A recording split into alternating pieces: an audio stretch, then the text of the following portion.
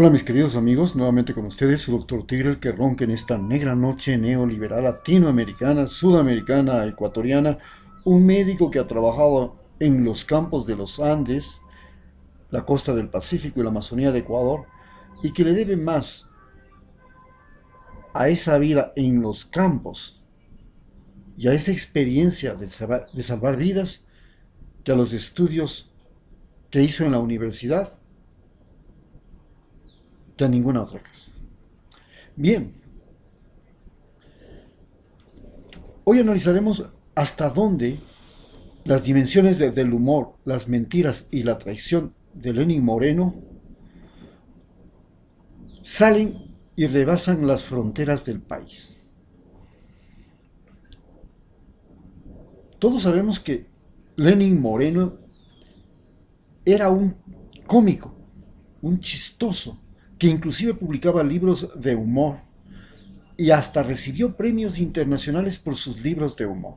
Lo que no sabíamos es cuál era realmente el contenido de su humor.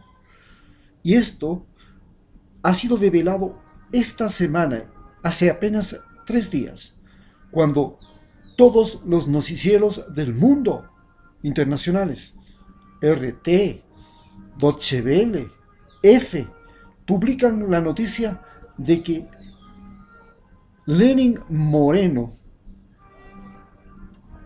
el título específico es: el presidente Lenin Moreno ha provocado fuerte indignación y polémica al afirmar este viernes que las mujeres solo denuncian el acoso sexual cuando el hombre es feo, pero en cambio, si el agresor es una persona bien presentada, no piensan que es acoso sexual. Los hombres estamos sometidos permanentemente al peligro de que nos acusen de acoso sexual. Yo veo que las mujeres muchas veces denuncian el acoso sexual, es verdad, pero está bien que lo hagan, señaló el mandatario durante el evento. Ecuador, destino confiable de inversiones en la ciudad de Guayaquil, en un seminario que se hacía para que la cadena Barceló iba a construir o va a construir en Guayaquil el más alto edificio del país de 150 y pico de metros de altura. Pero, dice después, a veces veo que se ensañan con aquellas personas feas en el acoso. Es decir, que cuando viene una persona fea, hay denuncia. Pero si la persona está bien presentada de acuerdo, suelen no pasar necesariamente a un acoso. Y, por supuesto, además dice él, que a su edad, 66 años, ya no sería acoso sexual, sino ocaso sexual. Esto, por supuesto, ha creado un revuelo internacional, porque es un presidente, es un individuo que representa a todo un país, y en ese país hay femicidios, hay acoso sexual, se denuncia y se consigue que en La Haya se haga una investigación sobre la violación y muerte de una muchacha en un colegio del Ecuador por una violación múltiple, que ella después que esa violación múltiple le lleva a ella al suicidio. Esto es la dimensión del humor de Lenin Moreno. El humor de Lenin Moreno parte de un hecho, parte de su tragedia personal. Quiere reírse de su tragedia personal, ser paralítico después de un asalto en que le pegan un balazo en la columna vertebral y le dejan paralítico y sin control de esfínteres. Algo gravísimo. No es que se queda solo paralítico, que no puede mover las piernas, que podría suceder un accidente de tránsito. Lo más grave es que le dejan sin control de esfínteres. Y esto también lo deja sin funcionamiento sexual, sin erección. Y por supuesto, a su falta de erección le llama ocaso sexual. Bueno, está bien, lo tomamos como chiste todos los que tenemos más de 60 años. Porque a lo mejor, sí, es verdad, gracias al cielo existe el Viagra. Pero además de ser satírico, es mordaz Y lo más indignante es que convierte a esto en una estupidez machista, que despierta el rechazo no solamente de las mujeres de Ecuador, que viven, como vuelvo a repetir, el femicidio, el acoso sexual, en todo. Si se suben al trole, el manoseo, el apretujón. Cuando están caminando por la calle, el piropo grosero. Cuando están en la universidad, el canje de favores por notas. Cuando están son soldados, son oficiales de la policía, mujeres. La famosa consigna de que del cuartel, no sale nada. Es decir, si eres humillada, si eres acosada, si eres maltratada. Y este problema vivencial de las mujeres no ha sido enfocado como debe ser por un presidente, que incluso se ven obligadas a pedir justicia a través de cortes internacionales, porque aquí en el Ecuador eso no es posible. Sin embargo, él lo toma con su típico buen humor. Vergonzoso. Hasta ahora me pregunto cómo diablos le entregaron premios por sus libros de humor. No he leído ninguno de ellos, por tanto no puedo juzgar cuál es su contenido, pero sí es lo que siempre se repite y se repetía desde las sabatinas en el tiempo de Correa, en que su humor terminaba siendo el motivo por el cual la gente abandonaba los sitios de reunión donde se hacían las sabatinas, no solamente por su discurso cansón, su reiteración estúpida de las mismas oraciones y las mismas situaciones. Y verán, no, y repito, y vuelvo a repetir, y no, y pongo hincapié. Puta madre. Y finalmente por ese humor tonto. Pero no se queda ahí. Estamos hablando de las mentiras. ¿Hasta dónde las mentiras de Lenín Moreno son trascendentes? Usted y yo podemos decir mentiras piadosas. Cuando tengo un paciente del que necesito que la esperanza sea lo último que se pierde, le voy a decir pues una mentira piadosa y le voy a decir, no se preocupe, que si usted pone fuerza de ánimo, todos salimos adelante. Yo con mi terapia y usted con su cuerpo. Perfecto. No le voy a decir a una mujer que está pariendo y que se siente ya en el último momento que ya que desfallece. Vea ya, señora, deje de empujar, ya, esto se perdió. Le voy a decir, no, señora, aquí la lucha es hasta el final. Pero la mentira comenzó con la famosa negación de la mesa servida. A mí no me han dejado ninguna mesa servida, claro, como él está acostumbrado a que le sirvan la mesa, los pajes, los peones, desde la época en que llegó a ser vicepresidente. Y la mesa esté servidita, pues con el mantel, con los platos, con la comida y todo, porque él no puede ni cocinar. Y a duras penas pueden llevar la comida con los cubiertos, no puede acercarse a llevar el plato para que le laven, ni a sacar el plato del lavaplatos para servirse. Estaba acostumbrado a la mesa servida. Y por supuesto, no entendía que la mesa servida eran las hidroeléctricas, las universidades, los hospitales, los centros de salud, la red de internet, los UPC, los sistemas de alerta temprana, todo aquello que le dejaba Correa y que él no tenía que volver a gastar, que no tenía que invertir y que no se sabe qué diablos ha hecho con los 15.000, casi 14.000 millones de dólares en 4 años de endeudamiento, mientras que Rafael Correa tuvo 15.000 millones de dólares de endeudamiento en 10 años y todos vimos las obras.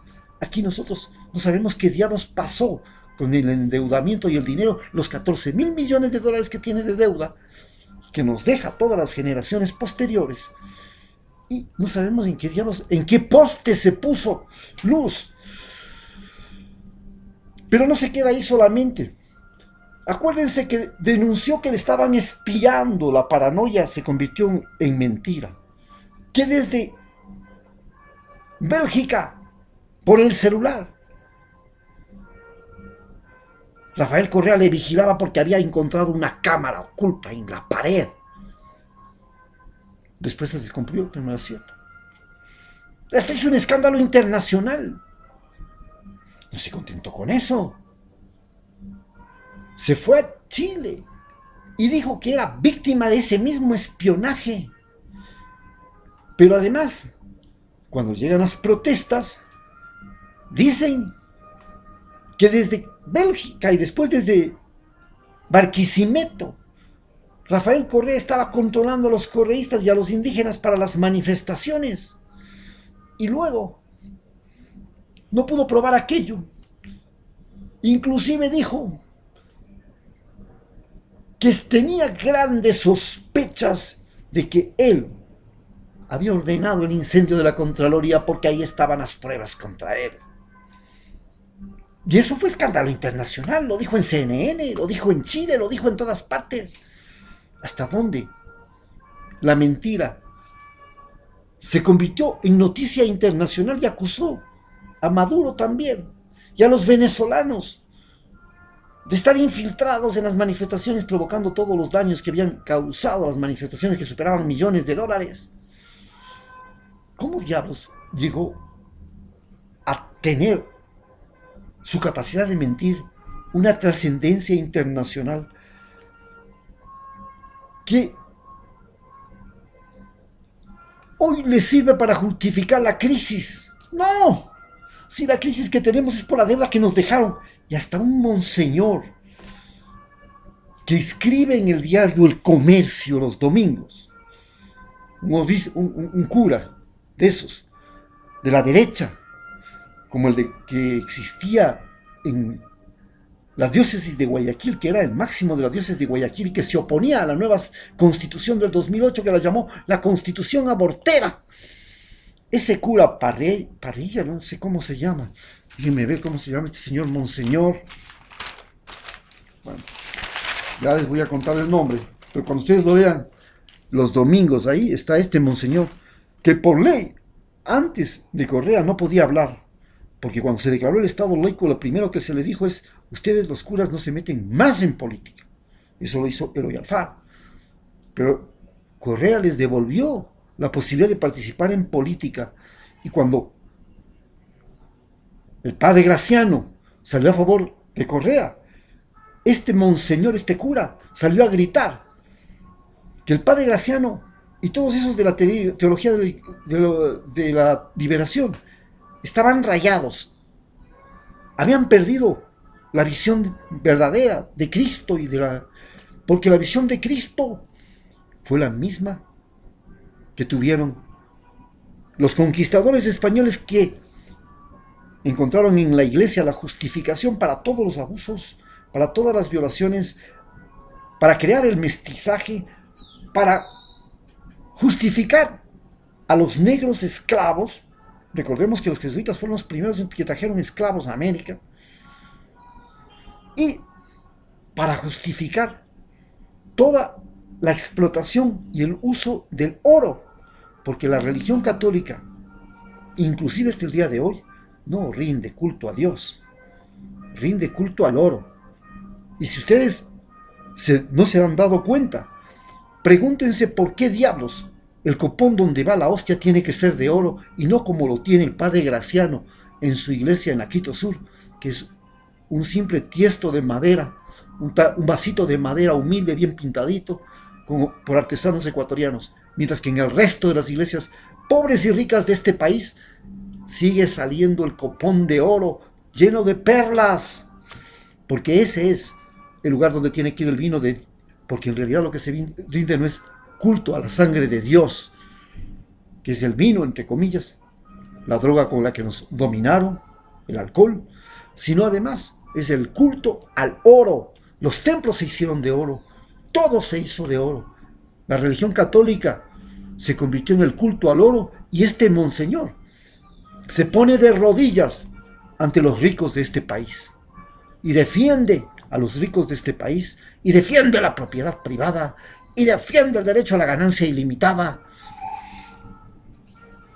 Ahí se siente la mentira. Cómo la mentira se convirtió en algo trascendente, que trasciende las fronteras, la mentira de Lenin Moreno. No es de mentirilla de cualquiera. La mentira se oficializó como política pública, se oficializó como noticia, se oficializó como sentencia judicial, se oficializó como práctica legal, se oficializó como trabajo parlamentario. La mentira se oficializó en Ecuador. Nos convertimos en el país donde la mentira es lo cotidiano, donde ser mentiroso no es nada malo. Decirte mañana nos vemos, sí, y nunca ir. Decir mañana te pago y nunca pagar. Decir, amigo, ya vengo caserita, ya solamente me voy a dar una vuelta y regreso. Mentira. Todo se volvió mentira. Todo, la vida cotidiana. La trascendencia, la mentira de Lenin Moreno se encarnó en nuestra forma y nuestra conducta de la vida. No solamente que trascendió las fronteras, sino que se encarnó en nosotros. Ser mentiroso, salir allá a contar cosas que no existen, decir que ha hecho no sé miles de casas, que miles de estudiantes han podido entrar a la universidad, algo que no podían hacerlo en la época de Correa. Sin embargo, lo más duro, lo más trascendente que ha sucedido es la traición. En este país, la traición fue la partida de nacimiento de nosotros como país. Juan José Flores fue un traicionero. El primer presidente de origen venezolano, cansado con la condesa de Gijón, dueña de la hacienda Chillo Gijón y la mayor propietaria de tierras en el Valle de los Chillos, se casó con un vaquero que llegó a ser general, semianalfabeto de las tropas de Simón Bolívar.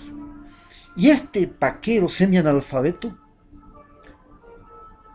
no tuvo ningún escrúpulo en ir y planificar la muerte de Antonio José de Sucre, junto con todos los generales de Colombia, como Santander,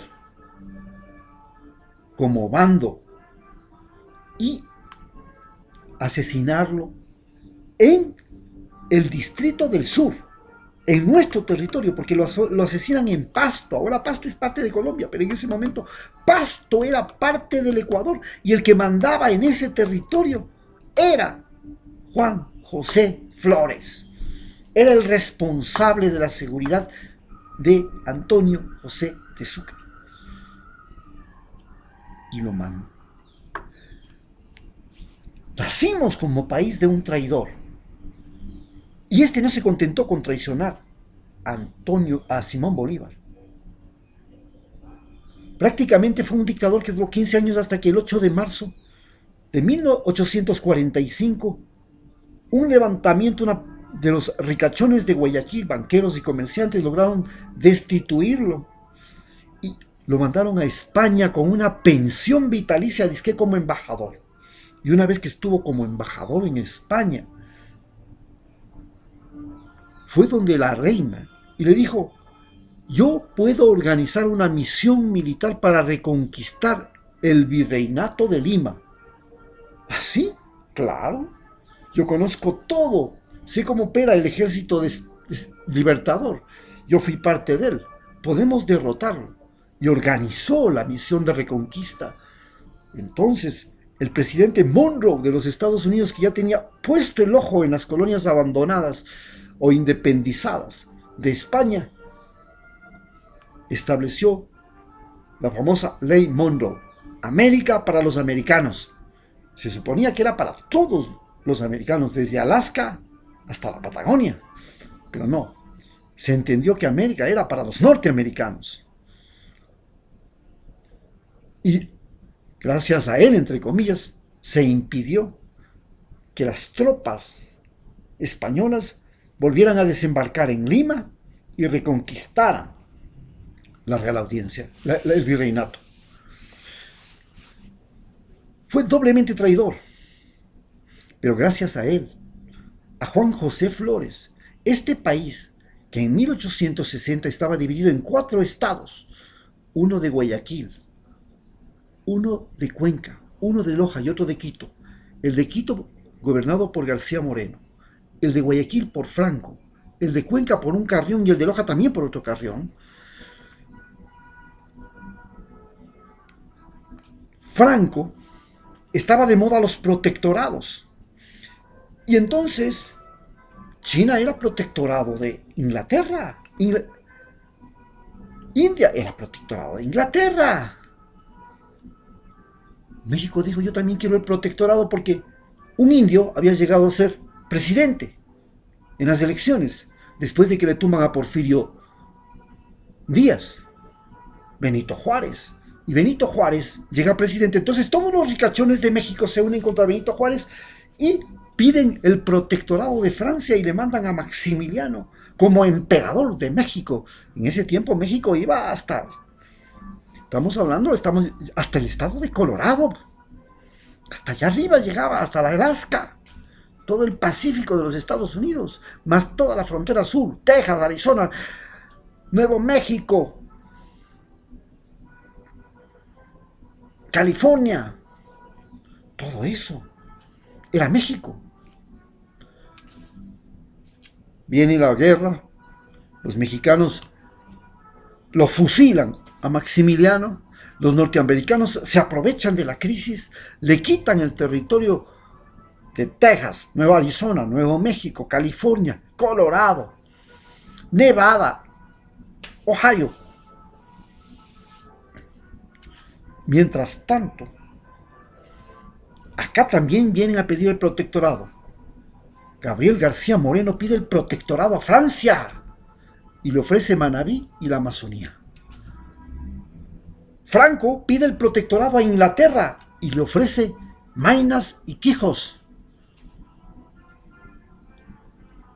Los peruanos dicen, ¿cómo? Maynas y Quijos nos pertenece de acuerdo a la cédula de 1802 y manda las tropas a Guayaquil, 4,000 soldados, bloquean Guayaquil y nos obligan a firmar un tratado que se llama el Tratado de Mapasingue, en el que cedemos desde Baños, no siquiera el territorio hasta la desembocadura del Putumayo en el Amazonas, sino hasta la desembocadura del Caquetá, que está entre Tabatinga y Manaos.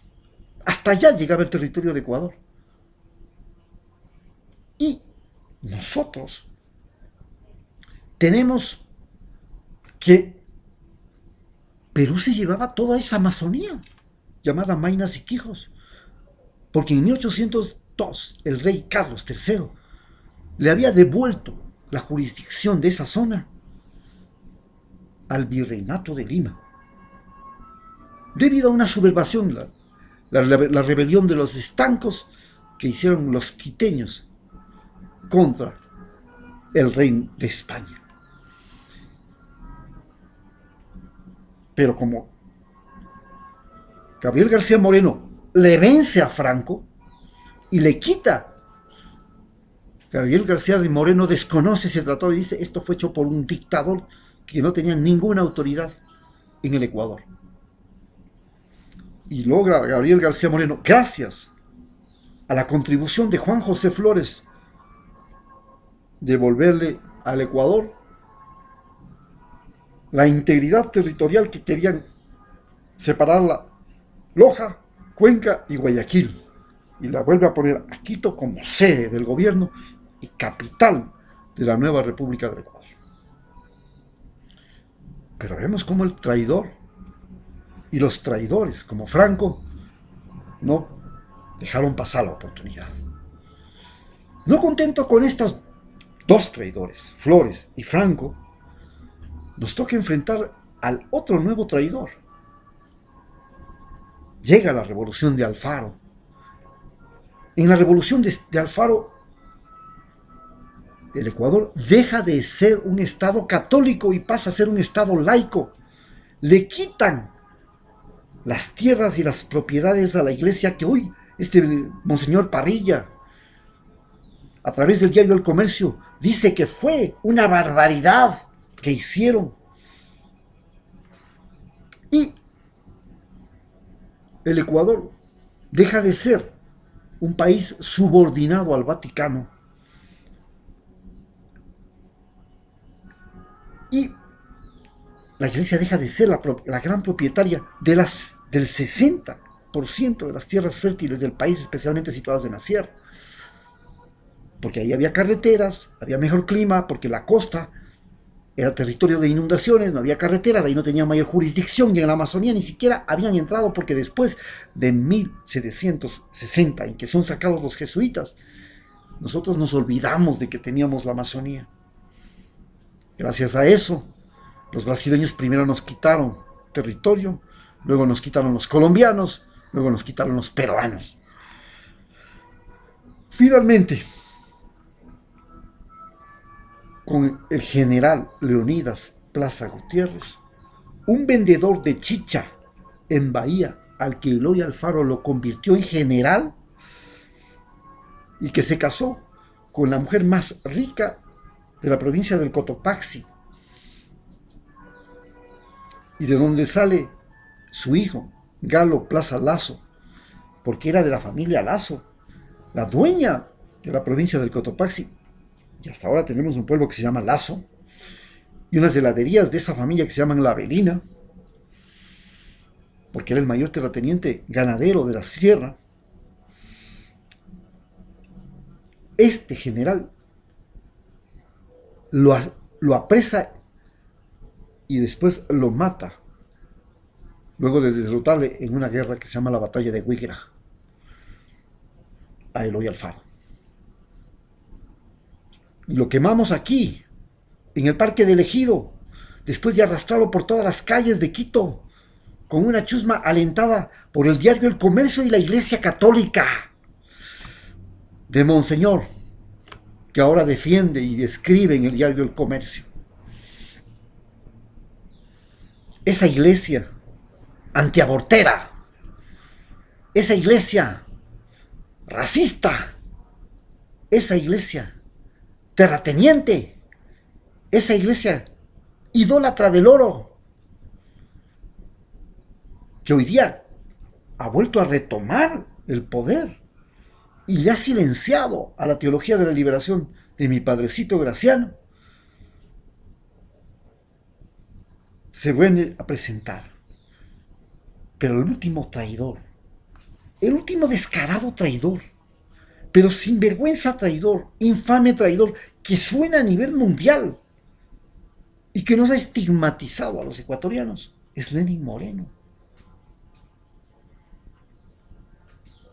El esbirro más cínico de Rafael Correa, vicepresidente, a quien Rafael Correa le ponía soldados, médicos, dinero, para que haga sus campañas del plan Manuela Espejo de protección a los discapacitados, viejitos y enfermos incurables.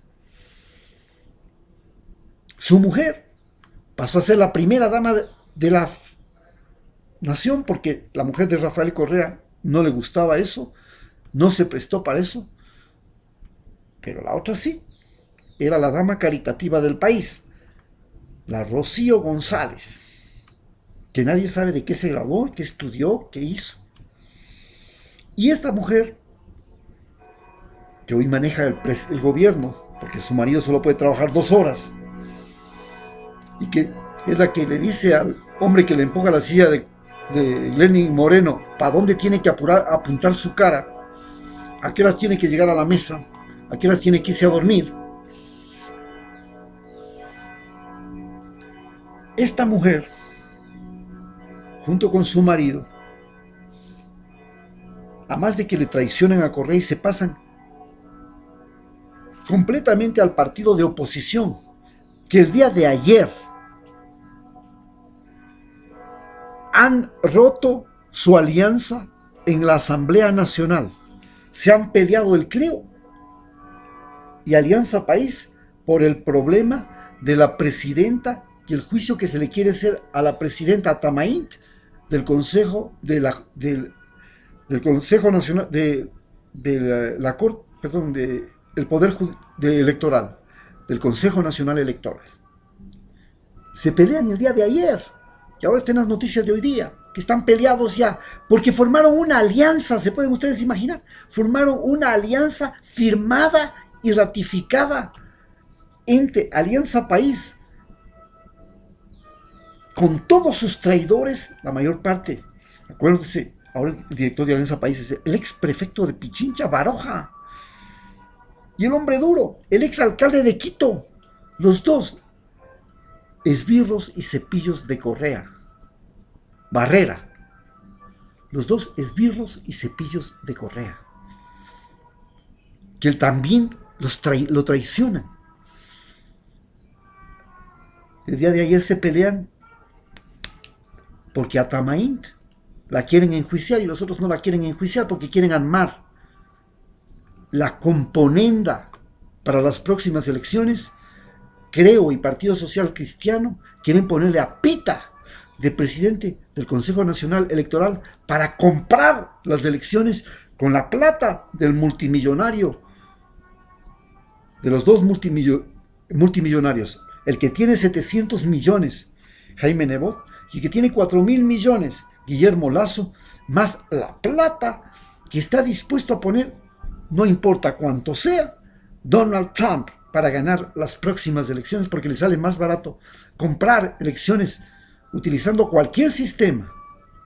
Este control masivo, esta vigilancia masiva que tiene en sus manos para llegar a su correo electrónico, a su Facebook y poner ahí publicidad y así darle información falsa y hacer que su voto sea dirigido hacia Nebot, Glass o cualquier que llaman outsider. Entre ellos está el vicepresidente que quiere también participar, Sonnenhosner. Todo esto se hace a partir de una traición. La traición de Lenín Moreno, que es una traición mundial, histórica. En un momento en que los medios de comunicación transmiten información a nivel global. Esta es la verdadera situación que estamos viviendo. ¿Cuál es la dimensión del humor que hemos visto? Es un humor feo. Las mentiras que todos hemos visto y la traición que todos hemos percibido. Ese es Lenín Moreno, su mujer, su familia y sus aliados. Gracias.